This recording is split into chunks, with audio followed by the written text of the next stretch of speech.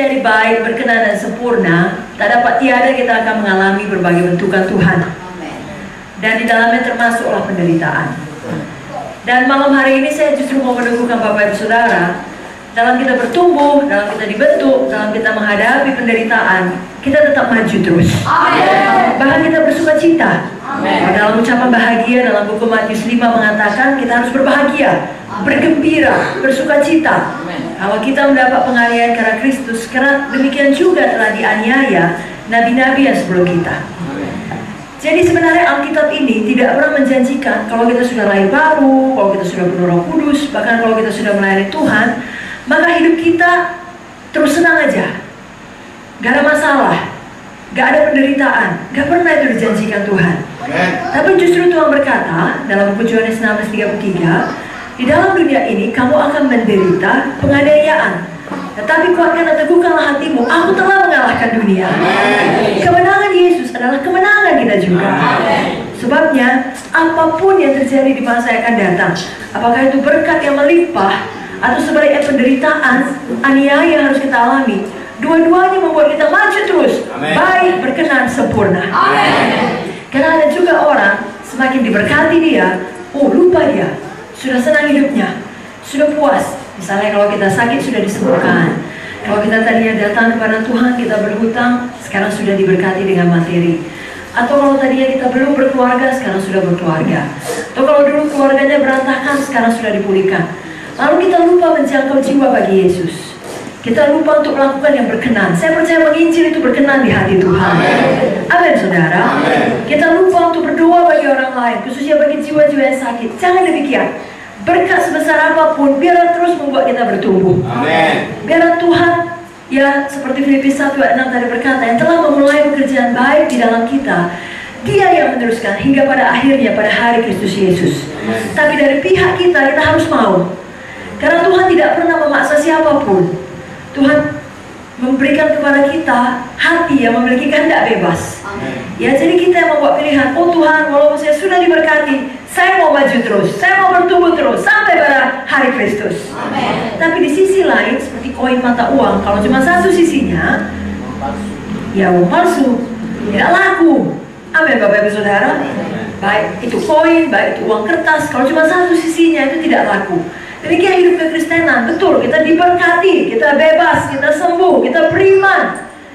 Tapi di sisi lain kita juga harus mengalami penderitaan, mengalami aniaya, bukan karena dosa, tapi justru karena hidup mengikut Tuhan. Amen. Alkitab sudah mengatakan dari buku 2 Timotius 3 ayat 12, memang setiap orang yang mau hidup beribadah di dalam Kristus Yesus akan menderita aniaya.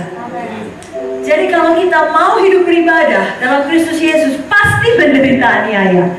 Dengan kata lain, saya dan saudara sudah punya janji temu dengan aniaya, sudah punya janji temu dengan penderitaan. Tidak usah dihindari, tidak usah ditakuti, tidak usah diherankan, dan tidak usah bingung kalau itu datang.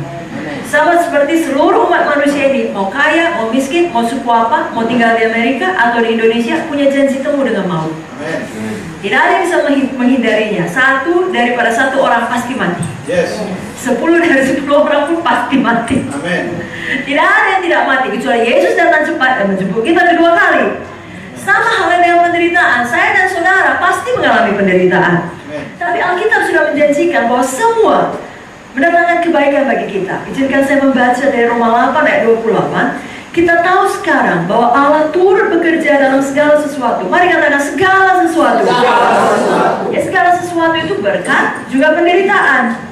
Amin, saudara. Amin. Segala sesuatu termasuk dalamnya yang baik dan juga yang buruk. Sekali lagi, Allah turut bekerja dalam segala sesuatu. Amin. Untuk apa? Untuk mendatangkan kebaikan. Mari katakan lagi, kebaikan. Bagi mereka yang mengasihi Dia, yaitu bagi mereka yang terpanggil sesuai dengan rencana Allah. Berapa banyak di sini mengasihi Tuhan? Mari angkat tangannya.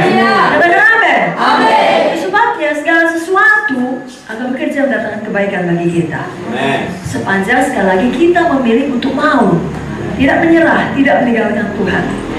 Bapak Ibu Saudara, selain tentunya Tuhan Yesus teladan utama kita, dan Tuhan Yesus pun menderita ya.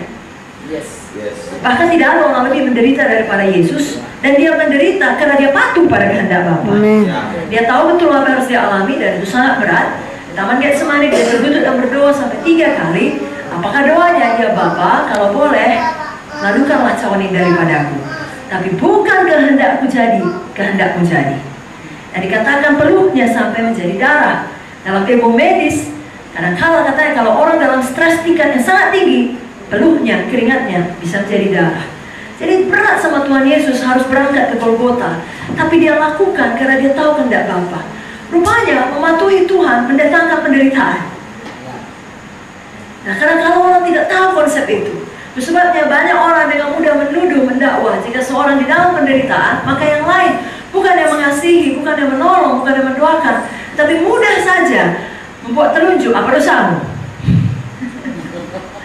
Kita tidak mau demikian. Karena kita mengerti bahwa saya tidak selamanya orang menderita karena dosanya.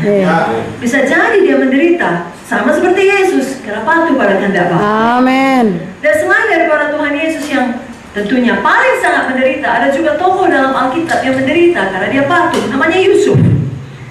Kita tahu dari kisah Yusuf, justru karena kepatuhannya lah sejak masa mudanya, dia masuk dari satu penderitaan kepada penderitaan berikutnya, kepada penderitaan berikutnya, kepada penderitaan berikutnya. Pertama sekali dia patuh kepada bapaknya. Dia memang anak yang spesial bagi bapaknya. Justru karena kepatuhannya, seperti yang dikatakan Alkitab, kalau ada orang memaksamu berjalan 1 mil, berjalan bersama dengan dia 2 mil. Kalau dia menampar pipimu yang satu, berikanlah kepada juga pipimu yang lain. Kalau dia meminta bajumu, berikanlah kepada dia juga jubahmu. Itulah yang dilakukan oleh Yusuf. Tidak ada abang-abang yang disikam. Ada yang memberikan informasi. Mereka di Dotan, tidak ke Dotan. Karena patuhnya.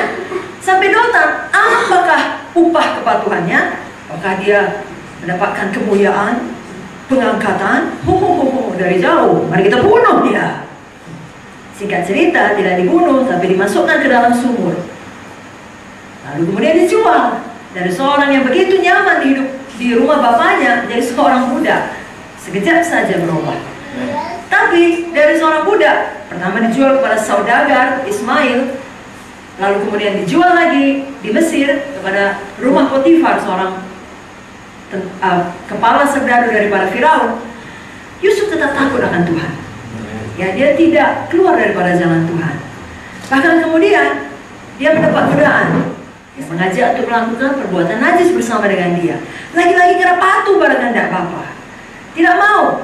Di manakah Yusuf landing? Apakah dia landing mendapatkan penghargaan dari Potifar? Memang istriku itu binal Yusuf.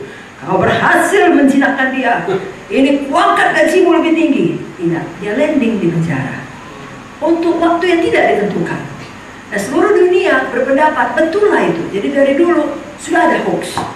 Di dalam pikiran seluruh dunia, Yusuf memang jahat. Gak tahu diuntung, main gila sama istri bos sendiri. Sudah diangkat pun, justru main gila. Patut di penjara sampai busuk, sampai mati. Kenapa? Karena patuh. Tidak patut itu semua Yusuf mendalam penderitaan. Tapi di penjara, dia ketemu dengan juru minuman dan juru makanan daripada Firaun. Singkat cerita, dia tolong juru minuman, bukannya sedih. Dia tanya ada apa. Juru minuman memberitahukan mengenai mimpinya. Dia artikan dan mengatakan 3 hari lagi kau akan kembali kepada posisimu. Betul terjadi seperti mimpi itu. Dan Yusuf berpesan, meminta tolong, memohon dengan amat sangat, ingatlah aku kalau nanti kau keluar. Tidak diingatnya. Sudah pernah melayani, berkorban bagi orang, tidak ada yang mengingat kebaikan saudara. Welcome to the club. Amin. Semua hamba Tuhan harus mengalami penderitaan. Amen. Tetapi walau juru minuman Firaun tidak mengingat Yusuf, Tuhan mengingat Yusuf. Amin. Jadi di dalam penderitaan dan semua hal yang kita alami itu membentuk Ya, kita Tuhan. baik berkenan sempurna, Tuhan tidak pernah melupakan kita. Amin.